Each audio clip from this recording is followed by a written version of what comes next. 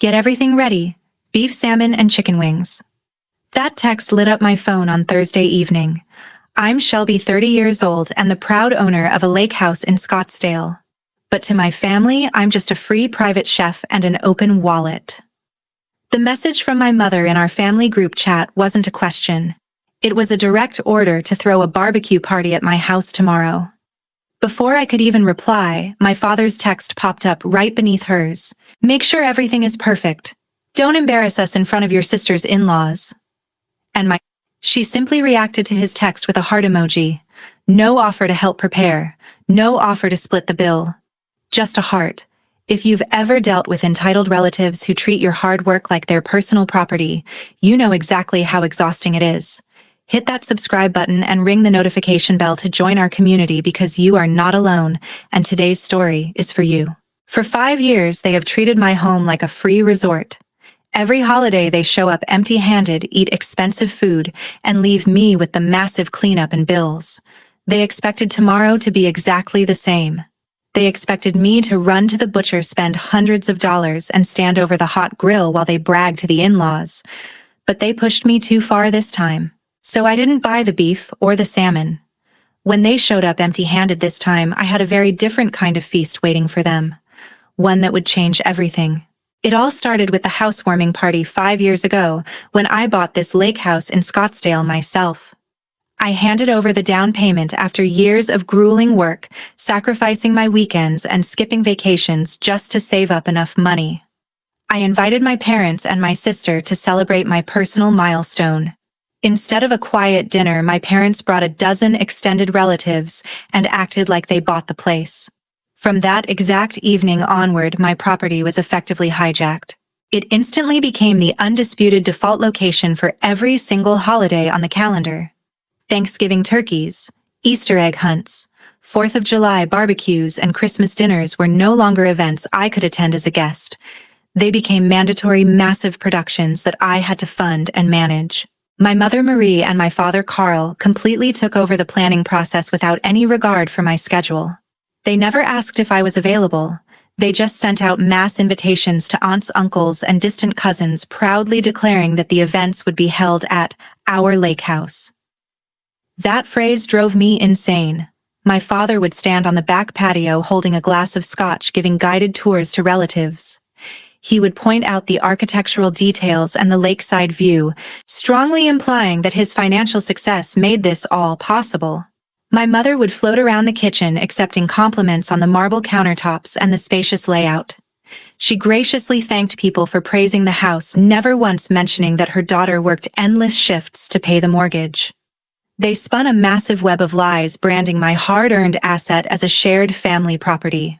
The sheer audacity went far beyond stolen credit. The financial drain was astronomical, hidden beneath a thick layer of fake smiles and holiday cheer. Everyone saw the overflowing plates of food, but no one saw the invisible bills piling up on my kitchen island. Hosting these massive gatherings required far more than just buying premium groceries. I had to constantly replace the heavy propane tanks just to keep the outdoor BBQ grills running for their endless supply of burgers and steaks. Because we live in Arizona, the desert heat is relentless.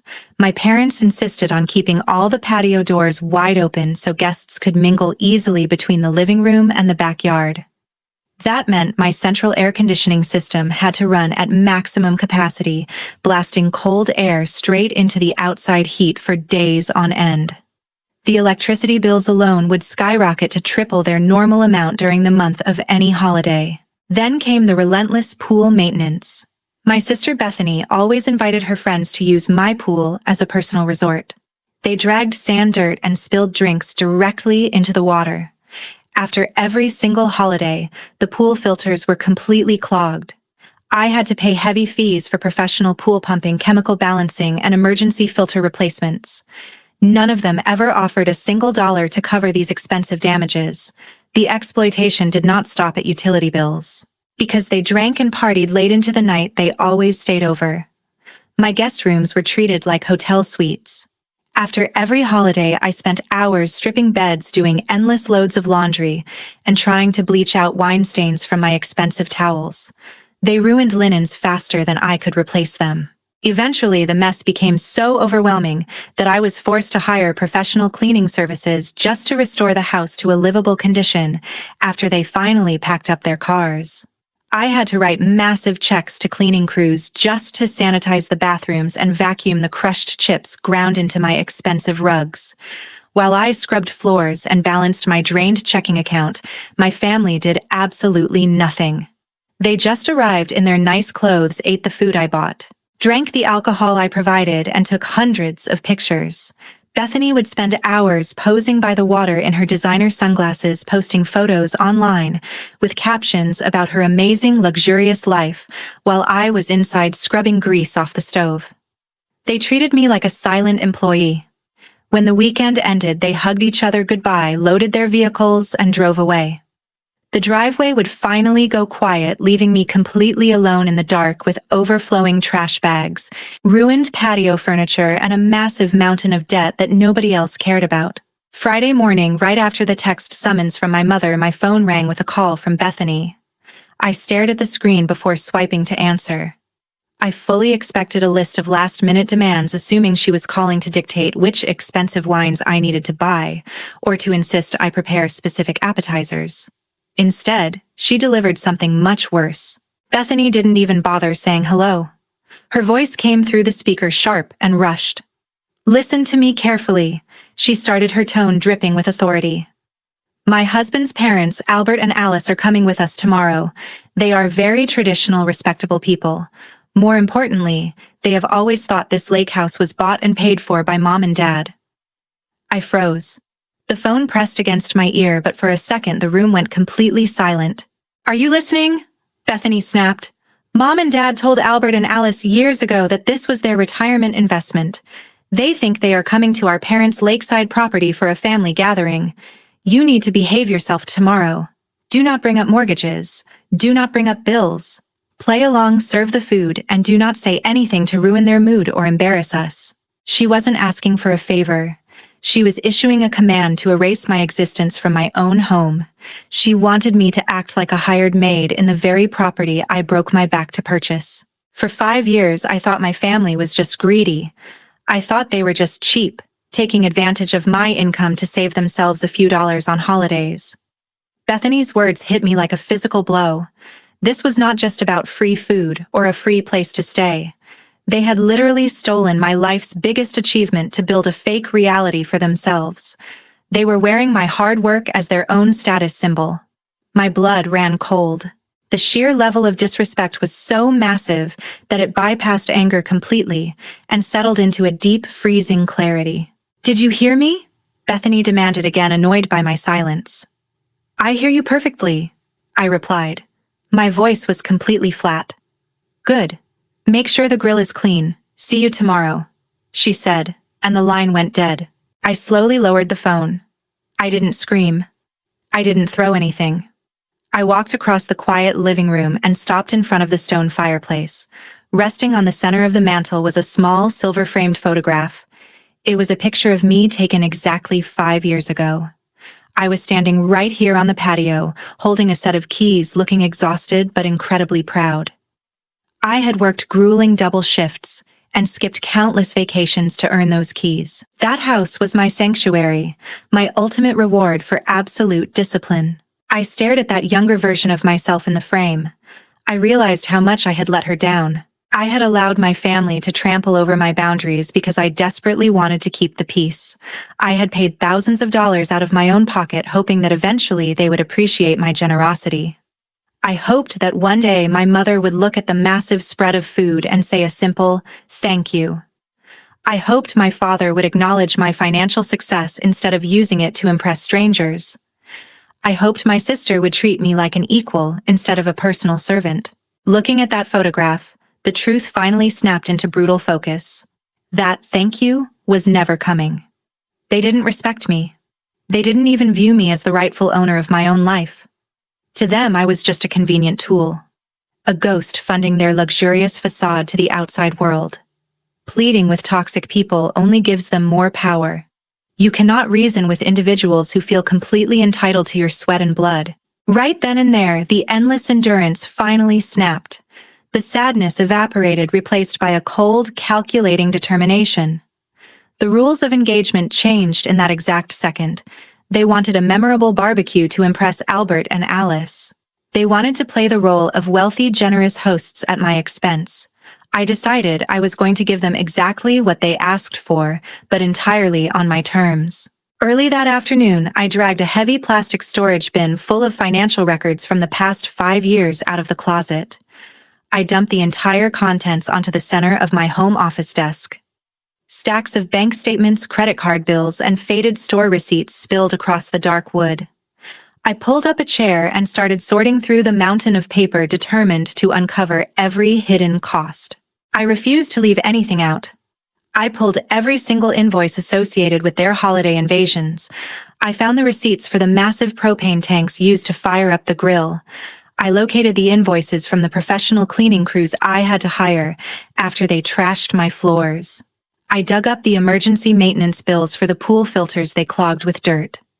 I even found the credit card charges for the vintage champagne Bethany demanded last Christmas, and the replacement costs for the expensive patio furniture my father carelessly broke. Each piece of paper represented a moment they used me. I opened a blank spreadsheet on my laptop and began typing. Row after row, the expenses piled up. I spent over 2 solid hours meticulously logging every single dollar they had extracted from my bank account. I didn't estimate anything. I logged the exact totals right down to the pennies. When I finally hit the AutoSum button at the bottom of the column, the final figure flashed on the bright screen. It wasn't a neat, rounded number. It was brutally exact, and it was entirely mine. $79,843. $79,843. Staring at that massive number made my stomach drop. I printed out the detailed spreadsheet along with clear copies of the most damaging receipts. I placed these documents into several sleek black presentation folders, snapping them shut. The undeniable proof of their exploitation was now neatly packaged and ready for delivery. Next, I grabbed my car keys and drove straight to the local supermarket. Normally, on the day before one of their visits, I would head directly to the premium butcher counter. I would spend hundreds of dollars buying thick cuts of ribeye, expensive salmon fillets, and gourmet sausages to satisfy their demands. Not today. I walked right past the glowing meat displays and headed straight toward the cheapest produce bins available. I grabbed a dozen ears of whole corn and tossed them into my cart. I added a few handfuls of wrinkled zucchini, some basic green bell peppers, and a cheap carton of plain mushrooms. On my way out toward the registers, I picked up a few loaves of dry discount bread. I wasn't doing this to be frugal. I didn't care about saving a few bucks on groceries today. I bought these specific items because I made a silent vow right there in the checkout line. I was never going to waste another single cent on these people. Not a dime. They wanted to pretend they owned my property to impress the in-laws, so they were going to get a feast they actually paid for, which meant absolutely nothing. I drove back to the lake house and carried the flimsy grocery bags into the kitchen. My housekeeper Martha was already there, wiping down the countertops. Martha had been working for me for 3 years. She had seen the chaotic aftermath of my family's parties firsthand and knew exactly how they treated me behind closed doors. She knew the reality of this house better than anyone else. I set the cheap vegetables on the cutting board and placed the stack of black folders right next to them. I looked Martha directly in the eye and explained exactly what was going to happen tomorrow. I instructed her to chop the vegetables and grill them plain. No special seasoning, no expensive oils, and absolutely no meat. I told her to serve them exactly when the guests expected the premium barbecue to arrive. Then, I handed her the black folders and walked her through the final step of the plan. She nodded silently, understanding the assignment completely. I didn't need to yell, and I didn't need to throw a fit. The trap was set perfectly, and all I had to do now was step back. At exactly 11 o'clock on Saturday morning, 3 heavy SUVs rolled into the gravel driveway of the lake house one after another, but I had already left long ago. I was sitting comfortably in a quiet coffee shop 20 miles away, but I didn't miss a single second of the performance. My security cameras caught every movement, and Martha later filled in the exact conversations. The vehicles parked and the doors swung open. My father, Carl, stepped out first. immediately straightening his shirt and looking around with the puffed-up pride of a billionaire welcoming guests to his estate. My mother Marie followed closely behind, already adjusting her designer sunglasses and projecting the image of a wealthy, relaxed hostess. Then the in-laws emerged from the third vehicle. Albert and Alice stepped onto the pavement. This was their very first time visiting the property, and they carried themselves with quiet, polite dignity. They were traditional, respectable people who valued honesty and hard work. They looked around at the pristine landscaping, the sparkling water in the distance, and the massive stone exterior of the house. Albert smiled warmly and walked straight toward my father. He extended his hand for a firm handshake. "Carl, you have truly outdone yourself," Albert said, his voice carrying clearly across the yard. "This property is absolutely magnificent. You must be incredibly proud of this investment." Albert walked to the edge of the deck, admiring the private boat dock. He spoke about how difficult it must be to maintain such a pristine waterfront property, and my father simply nodded along, accepting the unearned praise without a single ounce of guilt. My father didn't hesitate. He didn't stutter, and he certainly didn't correct the misunderstanding. He gripped Albert's hand confidently and smiled. "Thank you, Albert. It took a lot of hard work, but Marie and I always wanted a special retreat for the family. We are just happy we can share our success with you today." My mother chimed in, offering a fake, humble laugh. "Oh, it's just a little weekend getaway, Alice. Make yourself completely at home. Our house is your house." The level of deception was flawless. They slipped into their stolen roles so naturally it was sickening. Bethany and her husband quickly joined the group, acting as the perfect secondary hosts. Bethany hovered over Alice, making sure she had the best seat in the shade. She aggressively adjusted the patio umbrellas and fluffed the outdoor cushions, desperate to look like she belonged to this level of wealth. She guided her in-laws toward the back of the house, eagerly showing off the custom deck and the expansive view of the lake. The trap was heavily disguised by the perfect summer atmosphere. The weather was flawless, the lake was perfectly calm, and the backyard was fully prepared for a luxury gathering. Martha stepped out onto the patio wearing her crisp uniform, holding a silver tray loaded with ice water, expensive cocktails, and fresh lemonade. She smiled politely and served the guests, playing her part with absolute perfection. No one questioned where I was. No one asked why the actual owner of the house wasn't there to greet them. In their minds, I was probably just running a quick errand or hiding in the kitchen, silently doing the dirty work as usual. My absence didn't bother them at all. In fact, it made their charade much easier to maintain. In the corner of the yard, the large stone barbecue grill was already roaring. Martha had ignited the charcoal exactly on schedule. Thick, fragrant smoke drifted across the patio, filling the air with the unmistakable scent of a summer cookout. The heat radiating from the grill set the perfect stage. Everyone took their seats around the large outdoor dining table, clinking their glasses together in a joyful toast. The conversation flowed easily. They laughed, they complimented the furniture, and they eagerly discussed the upcoming meal. My father loudly promised Albert that the premium beef cuts and the fresh salmon would be hitting the grill any minute now. They sat there in total comfort, their stomachs growling in anticipation of a massive, expensive feast, completely unaware that the real owner of the house had already pulled the plug on their entire fantasy. At 12:30, Martha pushed the metal serving cart out onto the breezy patio. The heavy wheels rumbled against the stone floor, instantly drawing the attention of everyone sitting around the large dining table. Conversation naturally stopped. The guests leaned forward in their chairs, their stomachs growling in anticipation, fully expecting to see massive platters of premium beef and perfectly glazed salmon. Carl tapped his fork against his plate, acting like a hungry king waiting for his feast. Marie gave a wide, practiced smile to Albert and Alice, gesturing proudly toward the approaching cart, as if she had spent the entire morning cooking the meal herself. Martha stopped the cart right at the head of the table. She reached out, grabbed the handles of the large silver domes covering the main platters, and lifted the lids in one smooth motion.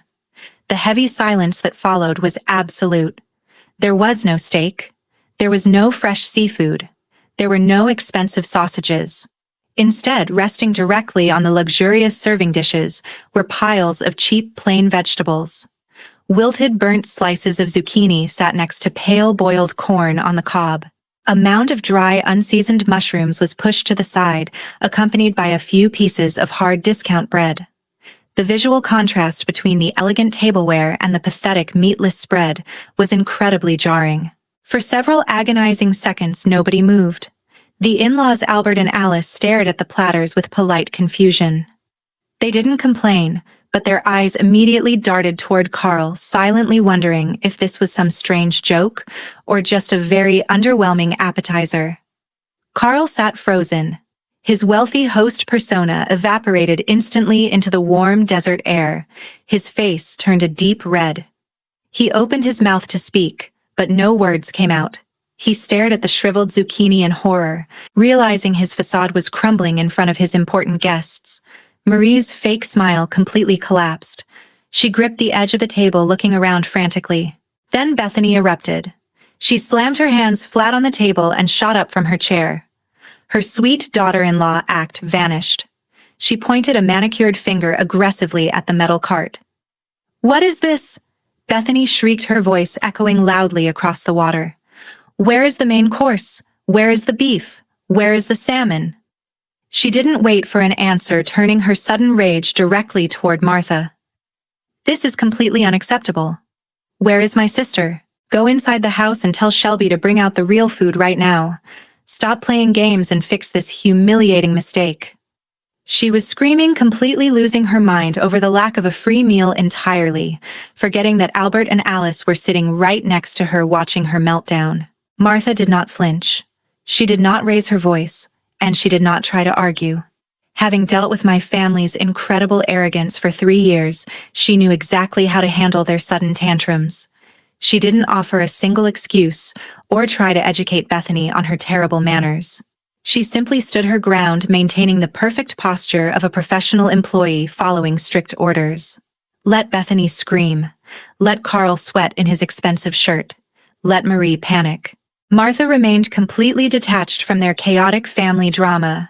She purposefully let the awkward, humiliating tension stretch out over the patio for a few more seconds, allowing the in-laws to fully absorb the bizarre, unhinged behavior of the people claiming to own this massive estate. When Bethany finally paused to take a breath, Martha made her move. She calmly reached over to the table and picked up an empty crystal water glass. In her other hand, she held a silver fork. She stepped back from the angry group, raised the glass, and tapped the metal fork lightly against the rim. The sharp, clear sound easily cut through the remaining noise on the patio. The sheer formality of the action forced everyone to stop talking and look directly at her. Bethany glared. Carl wiped nervous sweat from his forehead. Albert and Alice watched with narrowed, highly cautious eyes. Martha cleared her throat, looked directly at the furious family members, and delivered the exact words I had written down for her. "I was asked by Ms. Shelby to deliver a message to everyone." Martha placed a black folder on each table, then slowly read the exact words from the paper in her hand. "I was asked by Ms. Shelby to deliver a message." She began, her voice steady and professional. She looked down at the crisp paper. "From today onward, if anyone wishes to use this lake house, the total cost will be shared equally among all attendees. If you do not agree to these terms, please feel free to find another location." The patio fell completely silent. Albert narrowed his eyes, the friendly demeanor he had displayed earlier vanishing instantly. He slowly turned his head and looked directly across the table at my father. "Carl," Albert said, his tone dropping to a dangerous whisper. "What exactly does she mean by that? Is this house Shelby's?" Carl completely froze. The color instantly drained from his face, leaving him pale and terrified. He opened his mouth, but only a few pathetic, stammering syllables came out. Heavy drops of sweat formed on his forehead. He looked desperately toward his wife. Marie jumped in immediately, her voice pitched unnaturally high as she frantically waved her hands to dismiss the situation. "Oh, Albert, please do not pay any attention to this nonsense." Marie laughed, a strained and grating sound. "Shelby is just going through a dramatic phase. We simply let her handle some administrative paperwork for our property, and now she thinks she runs the place. It is just a silly misunderstanding." Bethany aggressively pushed her chair back, desperate to save her crumbling status in front of her in-laws. "Exactly. My sister is just having a childish tantrum. Let me go call her right now and fix this mess. Please just ignore her. Albert did not listen to their frantic lies. He simply reached out and pulled the thick black folder toward him. He flipped open the heavy cover. Alice leaned in closely beside him, her expression hardening. The very first document inside the folder was a property tax record. Right at the top, printed in bold black ink, was my full legal name. Not Carl. Not Marie. Albert slowly turned the page. He stared at the massive electricity bills from the previous summer months. He flipped to the next section and found the detailed invoices from the professional cleaning companies. He turned another page and saw the endless grocery receipts from premium butchers and expensive liquor stores. Every single document was legally bound to my name, paid by my credit cards, and pulled from my personal bank accounts. Then Albert reached the very last page. I had printed the master spreadsheet summarizing the 5-year total of their exploitation. His eyes scanned the columns of draining expenses and landed firmly on the final bolded number at the bottom right corner, nearly $80,000. Albert closed the folder. The soft thud of the cardboard hitting the glass table sounded louder than a gunshot. He did not yell. He did not throw a furious fit like Bethany. He simply looked at my father with a level of absolute crushing contempt. You let your own daughter pay for all of us. Albert said, his voice slicing through the tense air like a blade. You sat here drinking her alcohol, eating her food, and you let her foot the bill for years. And worse, you looked me in the eye and lied to my face about owning this estate.